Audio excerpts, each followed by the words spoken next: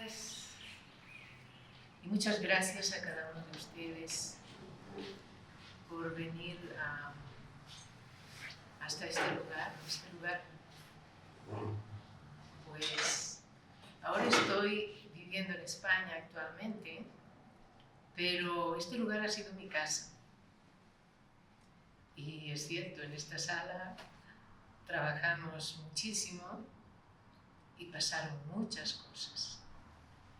Y pues en primer lugar agradecerles su presencia y agradecer muchísimo a Nani por la fuerza que pone en hacer que esto funcione, que esté al servicio de muchas personas, de quien lo necesite. Entonces, para mí es un honor volver a estar aquí después de casi 5 años y mirar las caras de cada uno de ustedes, esperando tal vez ese mensaje misterioso que viene a dar una mujer que no sabe ni siquiera por qué está aquí, pero estoy aquí. Y una de las cosas que me caracteriza es que cuando estoy plenamente, estoy en presencia. Y como decía Nani, la verdadera salud se basa en lograr que cada uno de nosotros pueda ocuparse plenamente, ocupar su cuerpo plenamente, hacerse dueño de su mente, saber dirigir sus emociones y escuchar verdaderamente el latido del corazón y el sonido del alma. ¿Ya? Entonces, humildemente les traigo este libro que precisamente salió de pues casi 30 años atrás, cuando llegué por primera vez a Bolivia, y me da mucha emoción siempre recordar estos momentos, porque para mí Bolivia es mi país espiritual. El libro se titula Del Tunari a la Usangate. Son 2 montañas, una me recibió. ¿Saben todos dónde está el Tunari? ¿Sí? En Cochabamba. Entonces, llegando a Cochabamba, me recibió esa montaña y era una época en la que mucha gente de mi generación, principalmente gente de Europa, estaba empezando a despertar, estaba poniéndose de moda algo que tenía que ver con las culturas ancestrales, ¿no? No es que en Europa no haya culturas ancestrales, las hay, pero como dijo una vez una abuela, la abuela Margarita, una abuela mexicana, que fue muy conocida y que ahora ya descansa en paz, pues ella dijo una vez: nosotros hace solo 500 años que hemos olvidado lo nuestro, que hemos olvidado quiénes somos, de dónde venimos, cuál es nuestro origen. Pero ustedes hace más de 2000 años, entonces tienen más problema para recordar. O sea, es más fácil recordar lo que había 500 años atrás que lo que había más de 2000 años atrás. Mirando la historia tanto de un lado como del otro lado del mar, nos damos cuenta de que de alguna manera todo se va repitiendo, todo se repite. O sea, la vida es cíclica y todos nosotros vivimos en esos ciclos que nos va presentando la vida, y pues nuestro deber es saber cuándo cerrar un ciclo para comenzar uno nuevo. Y en aquel tiempo, hace 30 años, pues a mí me ocurrió algo que yo creo que ocurre en la vida de todas las personas. Ocurre un fenómeno sencillo que puede cambiar nuestra vida. pero tenemos que estar dispuestos a... Es como una campana que nos toca, y a más de uno aquí seguro que en cualquier que tuvieron cambios inesperados en la vida, que pensaban que la vida iba para allá y de repente ¡pum!, cambió totalmente la perspectiva y hacia dónde íbamos, ¿no? Y eso es un poquito lo que me pasó a mí en ese tiempo. Y además pienso que de alguna manera, tal vez un poco inconsciente también, me puse a caminar, a hacer una caminata. Y esa caminata me llevó a atravesar el mar. No vine a nado, ¿eh? Era una época en que cuando fui a buscar el boleto para llegar hasta Bolivia, todo el mundo en la agencia de viajes me preguntaba, ¿pero a dónde va? ¿A Colombia? Y yo les decía, no, a Bolivia. ¿Pero dónde está Bolivia? ¿Bolivia es un país? Bolivia es un país. Imagínense, 30 años atrás dudaban de si Bolivia existía, ¿no? Y así llegamos hasta acá. Entonces, esa fue la primera montaña que me recibió. Y el Ausangate, ¿conocen, saben dónde está el Ausangate? Es una montaña andina también que está en la zona del Cusco, en Perú. ¿Ya? Por tanto, aquí en este librito, que fue como una recogida de experiencias, es una historia de una mujer, así como les decía, que sale de su casa y no sabe lo que va a encontrar. Y no sabe, no tiene la capacidad de saber el alcance que tiene ese primer viaje a América. Pues corría el año 91, creo. Y pasen. Y bueno, pues para mí llegar a Bolivia fue como llegar, aquello que dicen cuando uno llega a un lugar y dice, llegaste a casa. Y yo no entendía qué era llegar a casa. Pero a veces pensaba, pues tal vez retrocedí en el tiempo y llegué a encontrarme con lo que yo estaba añorando, porque pues sí, salí de casa con muy poca experiencia, ¿no? Chiquita de 16 años, y además muy interesante porque independizada totalmente. Mi papá me había dado la mayoría de edad para salir de casa, imagínense, a los 16 años. Me dieron un documento que decía que era mayor de edad, a todos los efectos, podía hacer, tenía todos los poderes sobre mi vida, excepto que no podía casarme sin el permiso de mis padres. Imagínense aquellos. Pero para lo demás era mayor de edad, yo creo que hasta para atracar un banco, pero lo que pasa es que no se me ocurrió en ese momento, ¿no? Y no entiendo, yo no entiendo cómo algo me iba guiando. Había cosas que estaban muy claras, había otras que las tuve que experimentar, pero siempre sentí que algo caminaba conmigo, que algo me cuidaba. Porque imagínense en una ciudad como Barcelona en esa época, pues no era tan fácil. Y además no solía reprimirme porque ocurría a antros así donde realmente se podían experimentar cualquier tipo de experiencias. La gente ahora se cree que está muy liberada, pero nosotros no lo pasábamos mal tampoco. Pero siempre hubo alguien, de alguna manera, un conocimiento, una sensación de hacia dónde tenía que ir, hacia dónde debería ir. Y pues caminando así por la vida, llegó ese momento en que ya mis hijos eran un poquito más mayores y decidí hacer ese viaje, pero no era fácil porque tampoco eran mayores de edad. Los dejaba en una parte del libro donde explico pues la mala conciencia que tenía como mujer y como mamá de dejar a mis hijos así al cuidado del papá y de la vida. Pero siempre ha habido gente que me apoyó muchísimo en todos los sentidos, ¿no? A veces haciendo evaluación de esas experiencias, siempre digo, parece que ocurrían cosas por milagro, ¿no? Yo necesitaba una persona que se ocupara de ciertas cosas en la casa, aparecía la persona, ¿no?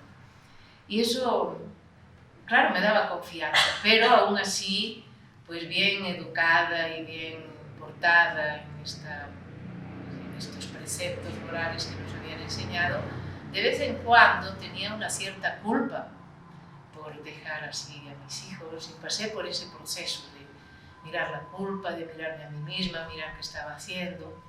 Y bueno, así como para ponerles un poquito en onda, les voy a leer un parrafito chico, no les voy a leer el libro entero porque no sé cómo me atreví a hacer 400 páginas, pero parece que la gente las lee, ¿ya? Por lo menos Nani lo hizo. Tenemos la confianza de que ella lo leyó. Y cuando yo llegué, venía con la intención de un proyecto, un sueño de esos que tenemos así en esas etapas de nuestra vida, y que además yo invito a las personas que cuando tengamos un sueño, aunque creamos que no va a servir para nada, aunque creamos que nos equivocamos, que nos atrevamos a, por lo menos a experimentar, por lo menos a saber que nos hemos equivocado. Porque si no, esto de caminar por la vida sin experimentar la vida, sin entregarte a ella, pues a veces nos lleva a situaciones así de insatisfacción, de pensar que no estamos haciendo nada, o a momentos así que también ahora la gente, como hay mucha información, también hay jóvenes que dicen, bueno, yo he venido a hacer una misión muy importante a la vida, y se la pasan luchando para ver cuál es la misión. Y para mí la misión es vivir el momento en que estamos y lo que nos está ofreciendo la vida, y saber elegir. Entonces, a mí me ofreció esas posibilidades, y un día, haciendo una serie de experiencias con el grupo con el que yo llegué a Cochabamba, pues nos invitaron a subir al Tunari. Hacía muy pocos días que habíamos llegado de viaje, y pues íbamos a subir a 5.000 metros de altura, que no era fácil, ¿no? Entonces me dijeron unas palabras así muy interesantes. La subida a la montaña tiene que tener un buen propósito para tu vida. Los abuelos dicen, si vas a la montaña, no regresas siendo tú, sino siendo la montaña. Y esta es la escalada a la conquista de tu montaña interior. Subir a conquistar la cima de tu corazón. Se trata de atravesar tus miedos, tu propio cansancio, tus límites. No tienes que llegar más arriba, ni importa si llegas el último. Lo que importa es que lo que estás haciendo tenga sentido para ti, para liberarte de tus ataduras, que en este momento están atrapando tu vida. Lo importante está en cada paso. Siente lo que estás viviendo y principalmente disfruta. Y así, de esta manera, iniciamos ese viaje que nos llevó a hacer un recorrido, una peregrinación. No fue solo en un año ni en un solo viaje, pero fue en diferentes etapas donde pasamos por diferentes lugares sagrados que están aquí al lado de cada uno de nosotros, que tienen la posibilidad, cada uno de nosotros tenemos la posibilidad de ir de vez en cuando a cargarnos de una nueva energía y a recibir unas frecuencias en esos lugares que para mí son portales dimensionales, son portales que nos unen a las energías cósmicas y que nos permiten experimentar y tener experiencias, pues yo diría, extraordinarias. Es decir, de alguna manera, una visita a Tiahuanaco, pero no una visita como turistas, como para ver las piedras, no, una visita con el corazón abierto, una visita sintiendo que Tiahuanaco es mucho más que lo que se ve ahí. Tiahuanaco es una puerta. es una puerta a otra dimensión y es una puerta que nos habla y que nos habla de nosotros mismos. No nos hablan cuando nosotros vamos a la montaña, cuando nosotros peregrinamos a estos lugares. Lo importante es llevar un propósito, una intención. Y yo quiero decirles que en esa época yo era sumamente atea. No, mi lógica era mi lógica. Entonces todos esos lugares, esas puertas que se me abrieron en diferentes espacios, en diferentes lugares sagrados, pues hicieron que cambiara mi vida y la perspectiva y la forma de mirar la vida y la forma de transitar la vida. Entonces lo que explico en el libro no es precisamente el fenómeno o lo que haya pasado, sino que trato de recoger el mensaje y la sabiduría que se ha transmitido en este momento y lo cual fue capaz de transformar totalmente mi vida, de enseñarme a mirar la vida desde una perspectiva diferente, a saber que estamos en un camino y ese camino nos va llevando cuando nosotros tenemos no solo abiertos los ojos de la cara, sino también aquel ojo que hay en la frente y el ojo del corazón. El aprender a escuchar, por eso les puse ese canto, a escuchar el silencio.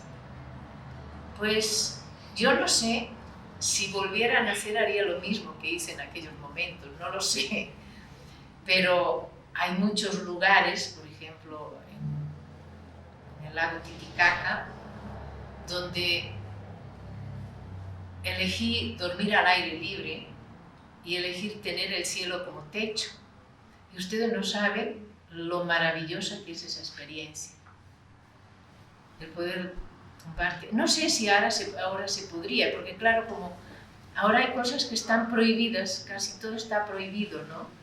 En ese tiempo la ventaja era que no había nada prohibido, no podía quedarse donde sea, a nadie le importaba, ¿no? Y muchas noches durmiendo al pie de una montaña o en la cima de la montaña. Y tener esa experiencia es como ir al encuentro de la voz de nuestra Madre Tierra. Aprendí a agradecer a mis padres por la vida, aprendí a dejar muchos miedos en el camino y aprendí a encontrar gente maravillosa que sin explicar nada me acogían en su casa y aparte de eso recibía una gran enseñanza. Hablaban los abuelos. Una vez en la Isla del Sol, en el lago Titicaca,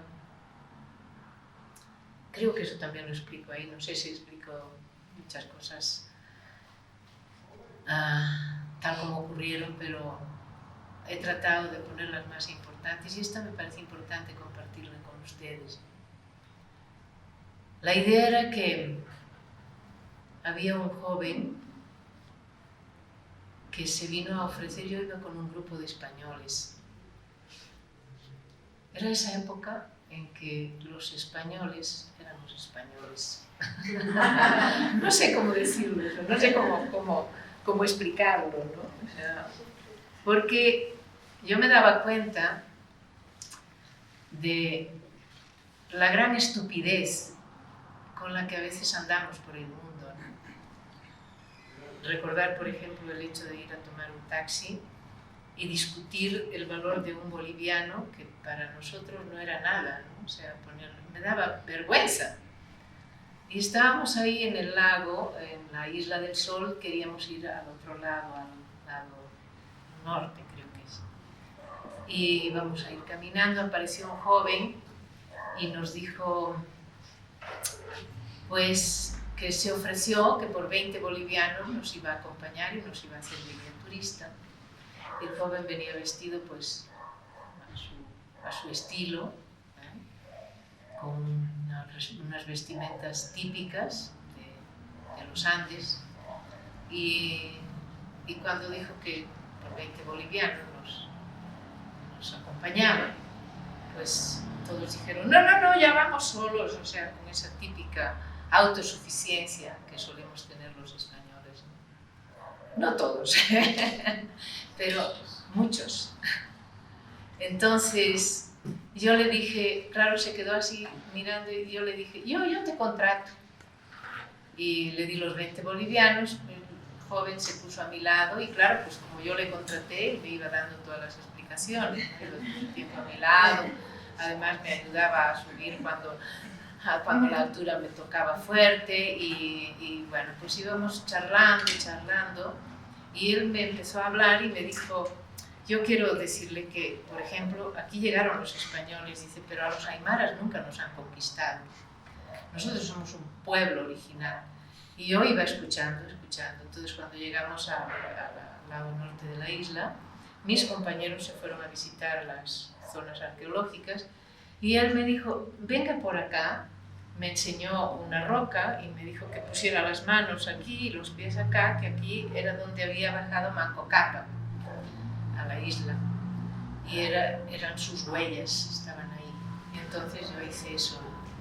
Y bueno, el resultado fue que dentro de mí ocurrió como un caos, una energía que empezó a moverme, era como un remolino que yo no podía controlar y bueno, pues empecé a llorar y una sensación de tristeza y de pedir perdón y no sé qué y era muy fuerte, ¿no?, la sensación, hasta que por un momento esa energía se calmó y yo salí, él me dio un brazo, me agarró de un brazo, me dijo, venga para acá, y me dice, ¿cómo está? Y yo le dije, no sé, confundida, pero bien. Y me dijo, yo le dije, pero quiero decirle que yo soy española. Entonces ahí el mensaje estuvo muy interesante porque me dijo, no eres española, los abuelos están regresando. Lo que pasa es que ahora vienen con otros vestidos y vienen de otros lugares. Y yo entendí ese mensaje como que mi búsqueda iba a abrir las puertas del corazón de muchas personas. Yo podría decirles que desde el momento en que me reconocí como hija de la tierra, hija del cielo, del sol, de quien quieran ustedes, nunca más me sentí sola. Y nunca más sentí que me faltaba algo. Porque otra de las enfermedades de esta cultura tan acelerada es que andamos siempre con la sensación de que nos falta algo, de que queremos más. Eso es algo que nos lleva a vivir en una insatisfacción permanente, en algo que queremos que ocurra ahora mismo. No tenemos la paciencia de esperar y de decir, hago este propósito, hago este proyecto y lo voy a acompañar, porque es el deseo de mi alma, ¿ya? Y bueno, lo que tratamos de transmitir en el libro precisamente es eso. Conocimientos, sabiduría. Principalmente yo creo que tiene sabiduría y no me la atribuyo a mí, la atribuyo a todos los seres, algunos humanos y algunos a lo mejor no tan humanos, que me acompañaron a lo largo de este viaje. Gracias, Dina. Quería conocerte hace mucho tiempo. He estado rodeada de personas que te conocían y que contaban de ti. Me siento feliz de conocerte. Tú que has combinado muchos caminos en Bolivia y en América Latina, ¿qué hace que no podamos encontrarnos? ¿Qué hace que no podamos reconocer, conectarnos entre el mundo indígena y no indígena? Esto que por periodos vuelve a abrirse, son heridas que se abren, se resignifican, vuelve a generar confusión, dolor, volvernos a relatar la historia, volver a encontrar explicaciones, pero nunca logramos avanzar, creo yo, hacia reconciliarnos, hacia sanar esas heridas. Algunos dicen que tenemos muy poco tiempo, apenas 200 años, después de la colonia, que la colonia fue mucho más larga que nuestra vida republicana. Pero también se tenía mucha esperanza cuando llegó un presidente indígena y un gobierno indígena. Pensamos que podía venir la reconciliación de ese lado, pero no se ve, no se siente eso. Hoy mismo estamos viviendo muchos niveles de confusión, de desencuentro y de resentimientos. Muy buena pregunta. Mira, yo sinceramente pienso que yo soy más indígena que Evo Morales y que su presidente. Es decir, lo indígena no lo podemos ir a buscar con la política. Lo indígena, es decir, las voces de nuestros antepasados, porque yo les diría, una vez en Estados Unidos alguien me dijo al principio, ¿no? Por el año 92, que había toda aquella parafernalia, que yo tenía que pedir perdón. Y yo humildemente dije, bueno, pues pido perdón, muy bien. Pero estábamos delante del fuego y me vino así como una idea y me levanté, pedí perdón y me volví y les dije, mis antepasados son sus antepasados. Nuestros antepasados son los mismos y tenemos que trascender eso. Mira, el resentimiento social es muy difícil de sanar y es algo que hay que sanarlo desde un cambio de creencias. Y yo pienso que estamos precisamente en esta polarización, pienso que estamos en un punto, porque la energía es así, hay un polo positivo y un polo negativo. Entonces hay un momento, o sea, al polarizarse de tal manera, tiene que haber un choque que dé la vuelta a la energía y vuelva a juntarse en un punto neutro. Y a mí me parece que sí se puede, pero hay que hacer un gran trabajo a nivel individual, a nivel personal. ¿Quién empieza primero? Pues mire, el que primero lo sienta. Eso está grabado a fuego en nuestras creencias, en nuestra mente. Entonces, yo les diría, más que escuchar arengas políticas, ¿ya? Es ir a escuchar la voz de nuestros antepasados, porque son los mismos, pues. Estamos a ver quién podría levantar el brazo aquí en Bolivia y decir que tiene un linaje sin que haya sido mezclado con algún extranjero. Ya no vamos a decir españoles, ¿no? Porque ya sabemos que todo el mundo tiene un puntito ahí, ¿no? Así que, ¿de qué estamos hablando? Estamos hablando de separaciones mentales, de creencias que están basadas no en el amor y en la armonía, en la reconciliación, sino en el odio. Y quien puede hacer eso es cada uno de nosotros, limpiarnos de ese odio. Imagínense en Estados Unidos cuánto tiempo hace que los negros estaban en una situación muy diferente a los blancos. Resulta que políticamente se da esa posible integración.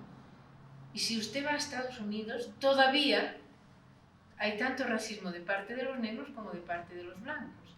Entonces, no recuerdo ahora el nombre de un investigador negro precisamente de una isla del Caribe, que hizo una prueba de ayudar a las personas a limpiar esa creencia de que era un ser humano inferior, a limpiar esa creencia, y trabajó con un colegio y la diferencia fue muy grande, porque cuando la persona se limpia de esa creencia de haber sido maltratado, de haber sido... O sea, te consideras eres un ser humano como otro cualquiera, y eso es lo que hay que promover y meternos dentro de nuestra mente y de nuestro corazón. ¿Qué vamos a hacer? El resentimiento social es algo que además en la política, aquí es con los indígenas, en España es entre los unos y los otros, El que es catalán no quiere ser español, el que es español es no sé qué. Estamos en un momento que es así y esa energía tiene que soltarse. Bueno, pues el que quiera seguir sintiéndose que es superior al otro, pues bueno, o que es inferior, el dolor viene de cuando las personas sienten que son inferiores, ¿ya? Pero hay trabajos muy lindos. Yo he estado acompañando en Perú, no quiere decir todos, y los políticos no están en eso, ¿eh? Miren, el día que a Evo Morales lo coronaron ahí en Tiahuanaco, yo dije, pobre hombre, porque utilizar esas energías y no ser coherentes con ellas te llevan al fracaso. Es decir, que si tú aprendes, si tú te metes en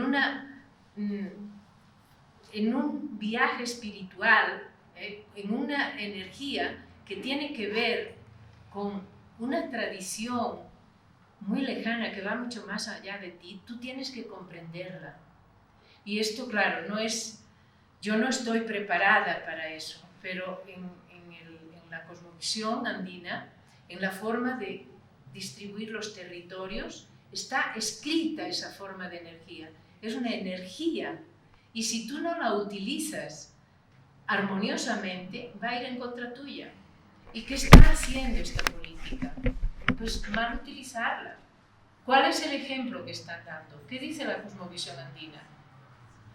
Buen pensar, buen amar, buen decir y buen vivir. O sea, la palabra, el pensamiento y la coherencia de vivir en armonía. Eso es lo básico. Entonces ahora hagan una encuesta y vean quiénes de todas esas gentes está viviendo en esa armonía. Ama Sua, ama Yuya, ama Heya. ¿Quién no está robando por ahí? Son insaciables muchos políticos. Entonces hay que empezar por uno mismo. Tú integra esa cosmovisión y vas a ver que muy pronto vas a vivir en armonía con aquello que creías que era diferente. Porque somos lo mismo al final. Pero claro, decir que somos lo mismo cuando la persona te cae bien, pues es fácil. Pero decir que somos lo mismo con alguien que no te gusta, pues ya es un poco más difícil, ¿no? Pero lo bueno sería llegar a ese punto. Gracias. Sí. 2 preguntas más, para no cansarles. Sí. Gracias, María Dina, me encantó escucharte. Quiero preguntarte algo, así como una receta. ¿Cómo se hace para ir adentro, para sentir, para disfrutar, para despertar esa sacerdotisa, esa diosa que podamos tener dentro en medio de este mundo tan vertiginoso, tan rápido, que nos deja sin tiempo en el día, las responsabilidades entre el trabajo, la casa? ¿Cómo puedes, cómo haces para entrar en ti, para conocerte, para resignificarte? Tal vez lo quieres, tal vez está dentro de ti, pero es difícil hacer lo que tú has hecho.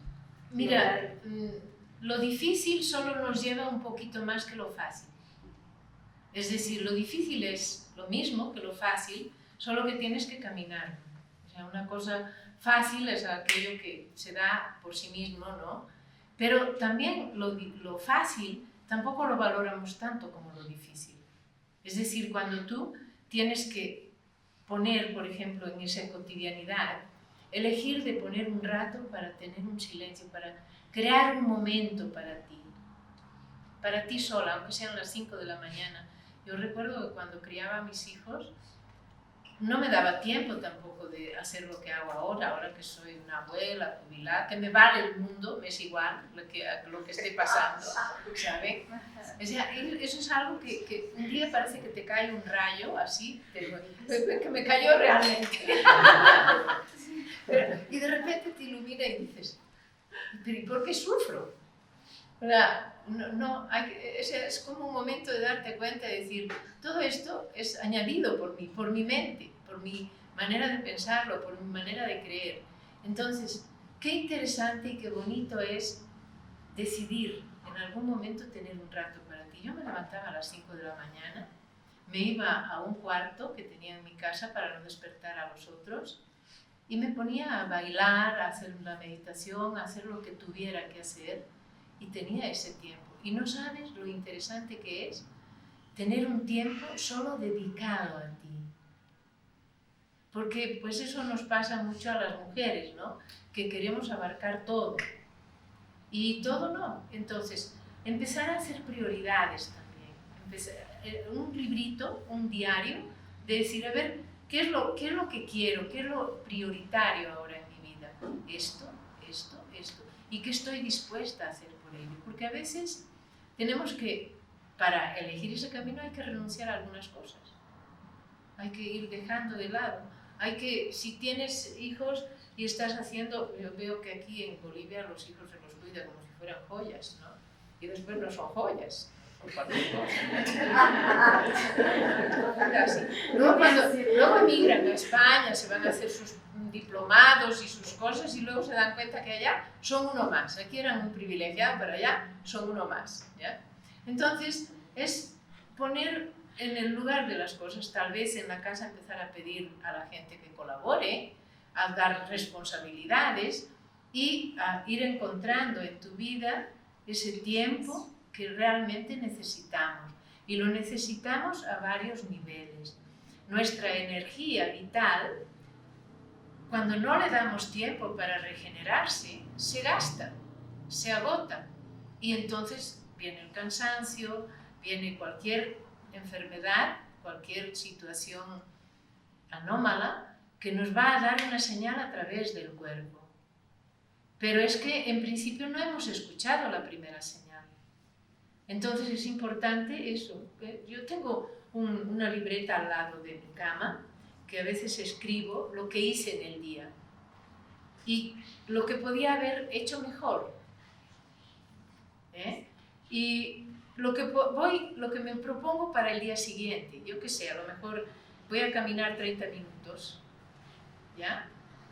Y intento cumplirlo, sin estresarme, por supuesto, porque a veces improviso y tengo que cambiar, pero es importante tener esa flexibilidad dentro de nosotros, de prestarnos a la vida, y pues es importante poder elegir esos momentos y elegir el camino y ser perseverante en el camino.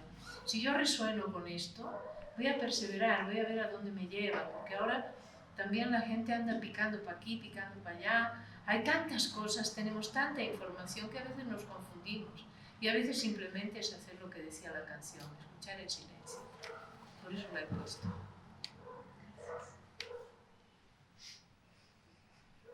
Bueno, última pregunta para alguien. Bueno, entonces no nos movamos por un momentito. Voy a pedirle a Sarita que nos ponga cómo nos vamos. Un momentito, Sarita, que quiero compartirles algo que me parece muy importante, me pareció así como muy importante. Y que tiene que ver con las preguntas que me han ido haciendo. Y creo que esto es importante saber que aquí en este mundo estamos de paso, estamos paseando y no nos acordamos que estamos paseando. Y es muy importante aprovechar y disfrutar cada momento. Y les voy a leer un poema que no es mío, es de un rey, poeta, artista mexicano de antes de la colonia, llamado Netzahualcóyotl. Y decía: no acabarán mis flores, no cesarán mis cantos. Yo, cantor, los elevo, se reparten y se esparcen. Aun cuando las flores se marchitan y amarillecen, serán llevadas allá, al interior de la casa del ave de las plumas de oro. Un recuerdo dejo. ¿Con qué he de irme? Esto deberíamos pensarlo todos. Nada dejaré en pos de mí, sobre la tierra.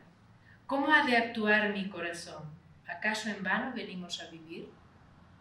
¿A brotar sobre la tierra? Dejemos al menos flores, dejemos al menos canto. No para siempre en la tierra, solo un poco aquí. Aunque sea jade, se rompe. Aunque sea oro, se rompe. Aunque sea plumaje de quetzal, se desgarra. No para siempre en la tierra, solo un poco aquí. Nos iremos acabando, nos vamos a casa.